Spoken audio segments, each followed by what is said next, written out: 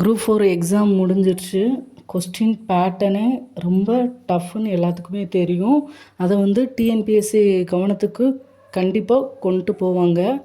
Exam முடிஞ்சதே யோசிச்சுக்கிட்டே இருக்காமல் அடுத்து நம்ம என்ன பண்ணலாம்னு யோசிக்கணும்.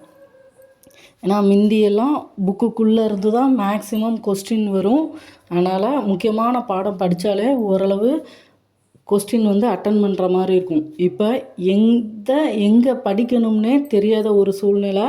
அப்படிங்கும்போது கண்டிப்பாக டிஎன்பிஎஸ்சி மாற்றினா மட்டும்தான் அடுத்து நம்மளால் படிக்க முடியும்.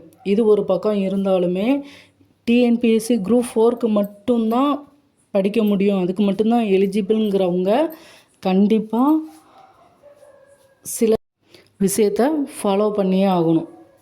இப்போ தான் படிக்க ஆரம்பிக்கிறீங்க அப்படிங்கிறவங்கெல்லாம் ஷார்ட் அண்ட் அடுத்து டைப்ரைட்டிங் கண்டிப்பாக முடித்து வச்சுக்கோங்க. அது ஏதாவது ஒரு வகையில் கண்டிப்பாக ஹெல்ப் பண்ணும்.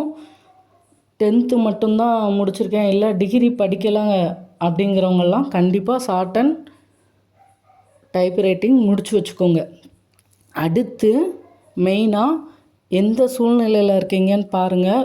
இப்போ புதுசாக வாரீங்க அப்படின்னா 3லேருந்து 5 வருஷம் மட்டும் எடுத்துக்கோங்க. அதில் எந்த லெவலுக்கு உங்களால் எஃபர்ட் போட முடியுமோ அந்த லெவலுக்கு எஃபர்ட் போட்டு எல்லாமே தரவாக படித்து எக்ஸாம் எழுதுங்க. அப்படி நல்லா 3 to 5 வருஷம் நல்லா படிச்சிங்க அப்படின்னா அதுக்கடுத்து ஜாப் கிடச்சிச்சுன்னா சந்தோஷம். சப்போஸ் கொஞ்சம் தள்ளி போகிற மாதிரி சூழ்நிலை இருந்ததுன்னா வேலைக்கு போய்கிட்டே படிங்க. ஏன்னா எல்லாருக்குமே குடும்ப சூழ்நிலை ஒன்று போல் இருக்காது.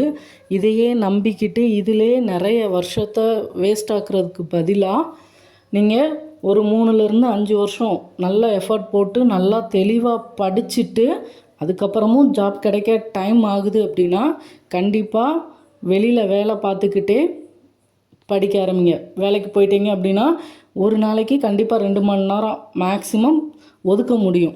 அந்த டைமில் ஏன்னா நல்லா தரவாக படித்ததுனால அது ரிவிஷனில் தான் விழும். ஃபஸ்ட்டு ஷார்ட் அண்ட் டைப்ரைட்டிங் படிச்சிருங்க. அடுத்து 3 to 5 வருஷம் ஒதுக்கி நல்லா தரவாக படிங்க. வேலை கிடச்சா ரொம்ப நல்லது. அப்படி இல்லைங்கிற சூழ்நிலையில் வேலைக்கு போய்கிட்டே இதை கண்டினியூ பண்ணுங்கள்.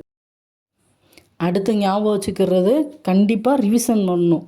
நம்ம இப்போ தான் படிக்கிறீங்க அப்படின்னா ஒரு பாடம் எடுத்தீங்க அப்படின்னா அந்த பாடத்தை நல்லா தெளிவாக புரிஞ்சு படிங்க. மைண்டில் நிற்கிற மாதிரி கண்டிப்பாக மனப்பாடம் பண்ணி தான் ஆகணும். ஏன்னா புரிஞ்சு படித்தா மட்டும் போதாது, அது மைண்டில் நிற்கிற லெவலுக்கு நல்லா மனப்பாடம் பண்ணணும். அதை கண்டிப்பாக ரிவிஷன் பண்ணிக்கிட்டே இருக்கணும், அடிக்கடி ரிவிஷன் பண்ணணும். இப்போது ஒரு பாடத்தை ஒருத்தங்க படிக்கிறாங்கன்னா அவங்களுக்கு சில பேருக்கு கொஞ்ச நாளைக்கு ஞாபகம் இருக்கும். ஒரு வாரம் கழித்து படித்தா போதும், இல்லாட்டி ஒரு 10 நாள் கழித்து ரிவிஷன் பண்ணாலும் ஞாபகம் இருக்கும். சில பேருக்கு அந்த கெப்பாசிட்டி இருக்காது. மேக்ஸிமம் எல்லாருக்குமே படித்தது ரொம்ப நாள் ஞாபகம் இருக்குன்னு சொல்ல முடியாது. இப்போ அடிக்கடி மறக்குது அப்படிங்கிறவங்க 2 நாளைக்கு ஒருக்க கண்டிப்பாக ரிவிஷன் பண்ணணும். அதுக்கப்புறம் ஒரு வாரத்துக்கு ஒருக்க, அடுத்து 15 நாளைக்கு ஒருக்கன்னு ரிவிஷன் பண்ணிவிட்டு எவ்வளோக்கு எவ்வளோ படிக்கிங்களோ அதை மொத்தமாகவே ரிவிஷன் பண்ணிக்கிட்டே இருங்க. அப்போ தான் கடைசி வரைக்கும் நம்மளால் ஞாபகம் வச்சுருக்க முடியும். படிச்சுக்கிட்டே போயிட்டு அடுத்து 1 மாதம் கழித்து படித்ததெல்லாம் பார்த்தோம்னா நமக்கு புதுசாக தான் தெரியும். அதனால் கண்டிப்பாக அடிக்கடி ரிவிஷன் பண்ணுற பழக்கத்தை வச்சுக்கோங்க. மெயினாக ஷார்ட்கட் ரொம்ப பார்க்காதீங்க. கான்செப்ட் புரிஞ்சு பார்த்துட்டு ஏதாவது ஒன்று மறக்கும்ல, அதுக்கு மட்டும் ஷார்ட்கட் பாருங்கள்.